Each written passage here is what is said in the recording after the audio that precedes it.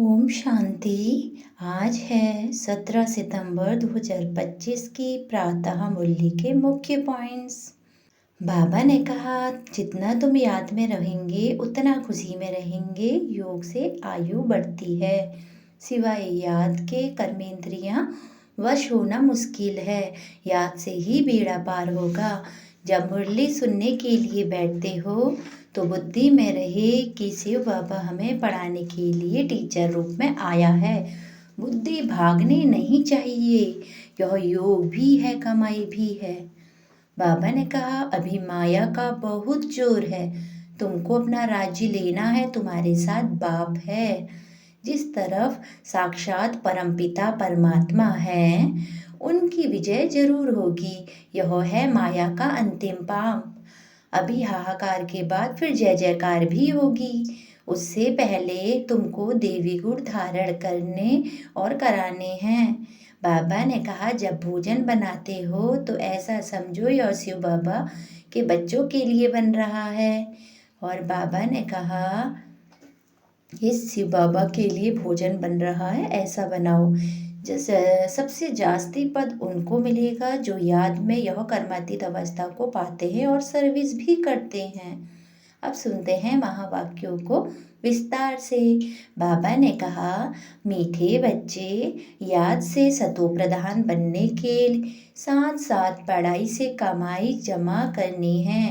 पढ़ाई के समय बुद्धि इधर उधर ना भागे। प्रश्न, तुम डबल अहिंसक अननोन वॉरियर्स की कौन सी विजय निश्चित है और क्यों? उत्तर, तुम बच्चे जो माया पर जीत पाने का पुरुषार्थ कर रहे हो, तुम्हारा लक्ष्य है कि हम रावण से अपना राज्य लेकर ही छोड़ेंगे। यह ड्रामा में युक्ति रची हुई है। तुम्हारी विजय निश्चित है। तुम्हारे साथ साक्षात परमपिता परमात्मा है। तुम योग बल से विजय पाते हो। मन मना भाव के महामंत्र से तुम्हें रजाई मिलती है। तुम आधा कल्प राज्य करेंगे। गीत है, मुखड़ा देख ले प्राणी। ओम शांति। मीठे मीठे सिखिलते बच्चे जब सामने बैठे रहते हैं तो समझते हैं बरोबर हमारा कोई साकार टीचर नहीं है। हमको पढ़ाने वाला ज्ञान का सागर बाबा है। यह तो पक्का निश्चय है। हमारा बाप भी है। जब पढ़ते हैं तो पढ़ाई पर अटेंशन रहता है। स्टूडेंट अपने स्कूल में बैठे होंगे तो टीचर याद आएगा ना कि बाप क्योंकि स्कूल में बैठे हैं। तुम भी जानते हो बाबा टीचर भी हैं। नाम को तो नहीं पकड़ना है ना, ध्यान में रखना है हम आत्मा हैं, बाप से सुन रहे हैं। यह तो कभी होता ही नहीं है ना सतयुग में, ना कलयुग में होता है। सिर्फ एक ही बार संगम पर होता है। तुम अपने को आत्मा समझते हो। हमारा बाप इस समय टीचर है क्योंकि पढ़ाते हैं। दोनों काम करने पड़ते हैं। आत्मा पढ़ती है शिव बाबा से, यह भी योग और पढ़ाई हो जाती है। पढ़ती आत्मा है, पढ़ाते आत्मा है। इसमें और ही जास्ती फायदा है। जबकि तुम सम्मुख हो, बहुत बच्चे अच्छी रीति याद में रहेंगे।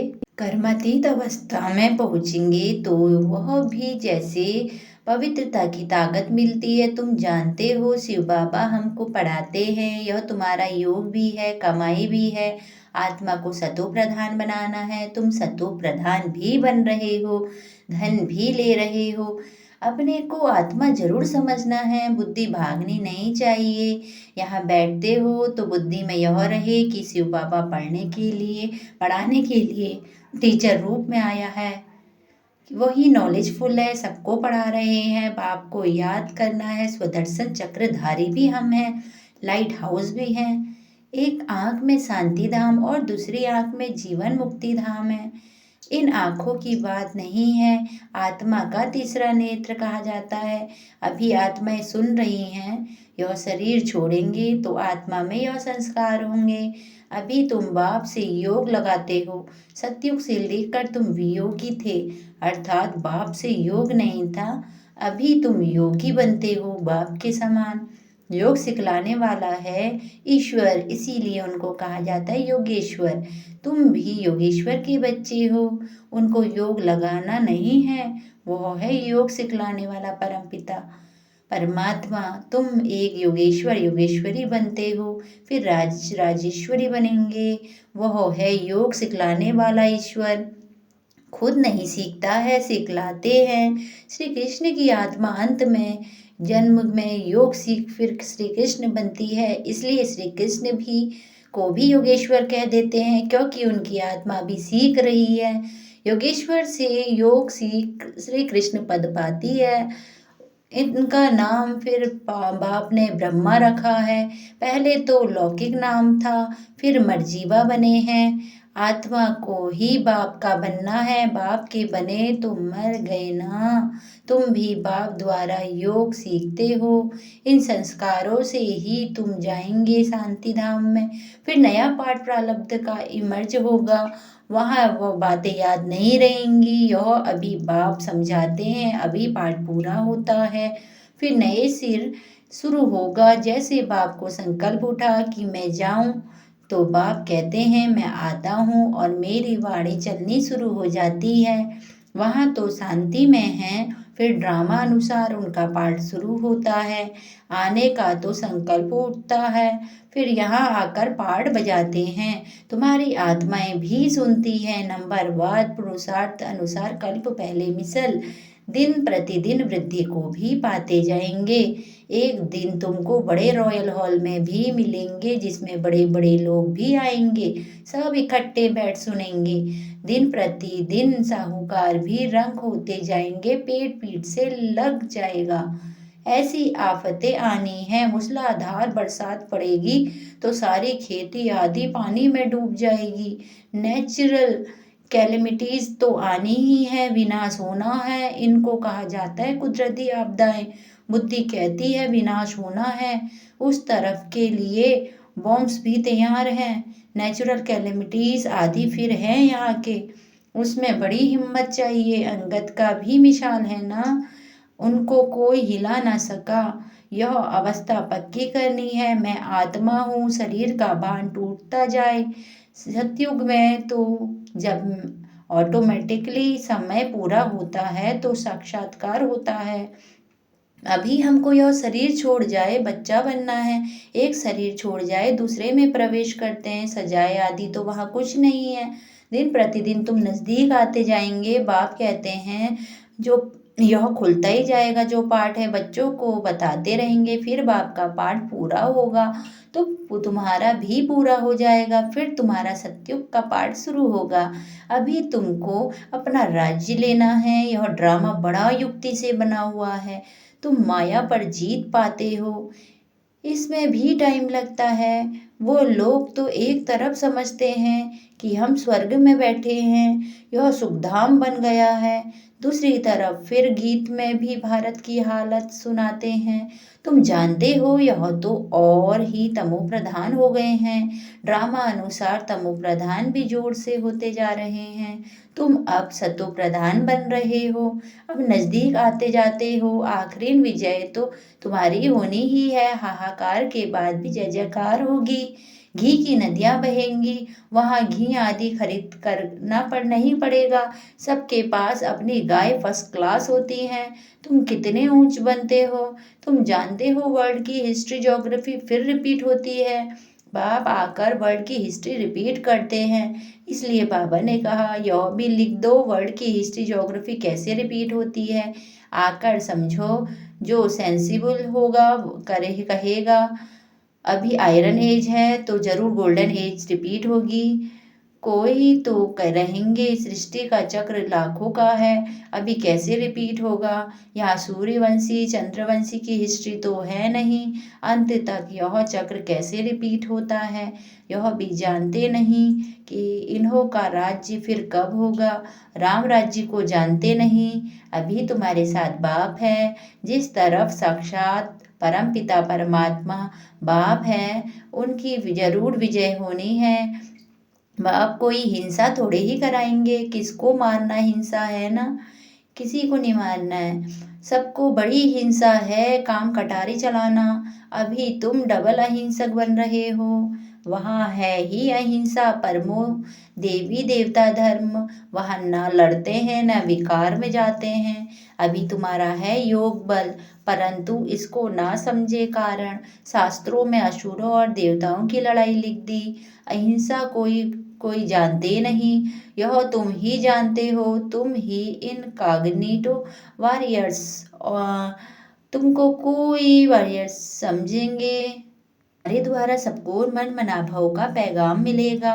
सतयुग त्रेता में यौन होता नहीं, मंत्र से तुमने रजाई पाई फिर दरकरार नहीं। तुम जानते हो हम कैसे चक्र लगा कर आए हैं। अभी फिर बाप महामंत्र देंगे, फिर आधा कल्प राज्य करेंगे।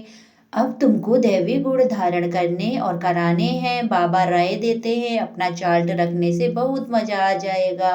रजिस्टर में गुड और बेटर बेस्ट होते हैं ना, खुद भी फील करते हैं। कोई अच्छा पढ़ते हैं, कोई का अटेंशन नहीं रहता तो फेल हो जाते हैं। यह फिर है बेहद की पढ़ाई।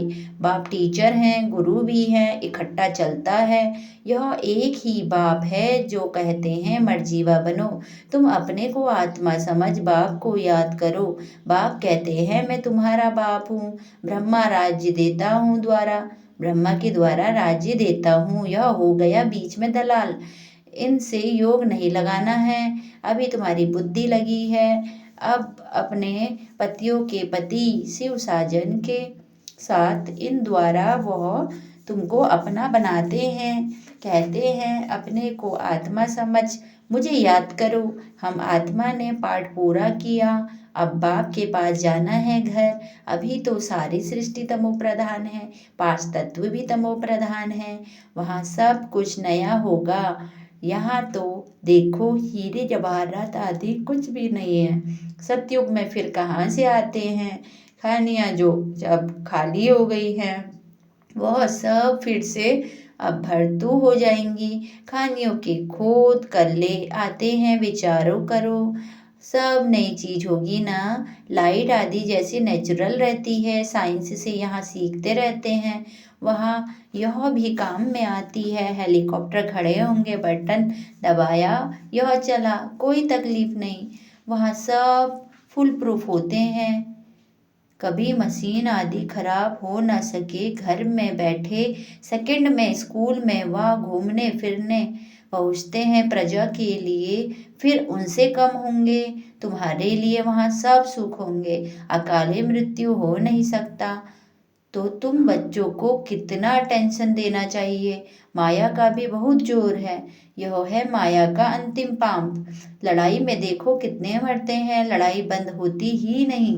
वहाँ कहाँ इतनी सारी दुनिया, कहाँ सिर्फ एक ही स्वर्ग होगा। वहाँ ऐसे थोड़े ही कहेंगे गंगा पतित पावनी है। वहाँ भक्ति मार्ग की कोई बात ही नहीं।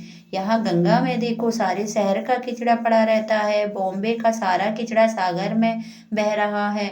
भक्ति में तुम बड़े बड़े मंदिर बनाते हो, हीरे जवाहराते का तो सुख रहता है ना। पौना हिस्सा सुख है, बाकी क्वार्टर का है दुख।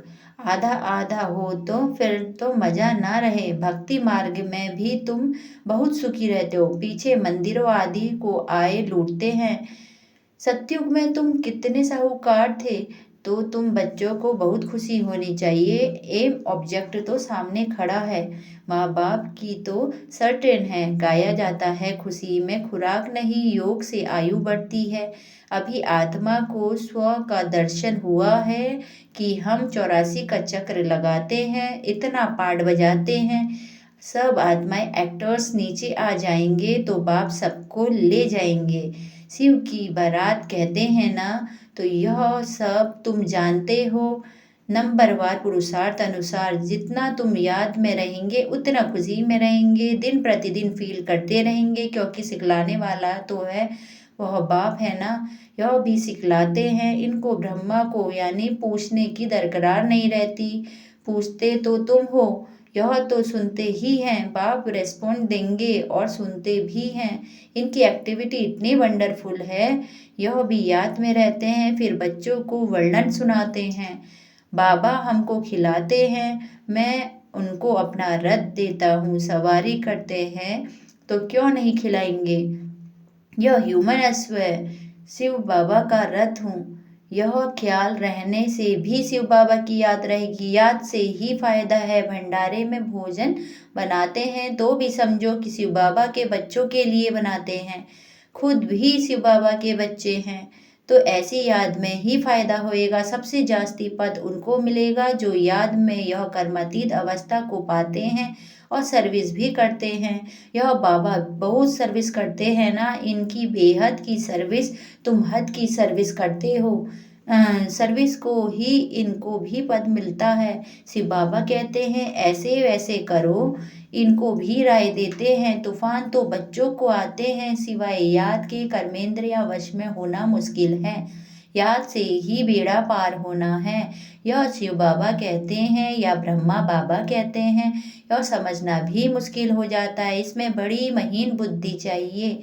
अच्छा, ओम शांति। मीठे मीठे सिकिलते बच्चों प्रति माता पिता बाप दादा का याद प्यार और गुड मॉर्निंग। रूहानी बाप की रूहानी बच्चों को नमस्ते। नमस्ते बाबा नमस्ते। सदा रहो हंसते, सदा रहो हंसाते। वाह बाबा वाह, वाह ड्रामा वाह। धरती के लक्की सितारे वाह। धारणा के लिए मुख्य सार। पहला, इस समय पूरा पूरा मर्जीवा बनना है। पढ़ाई अच्छी तरह पढ़नी है। अपना चार्ट व रजिस्टर रखना है।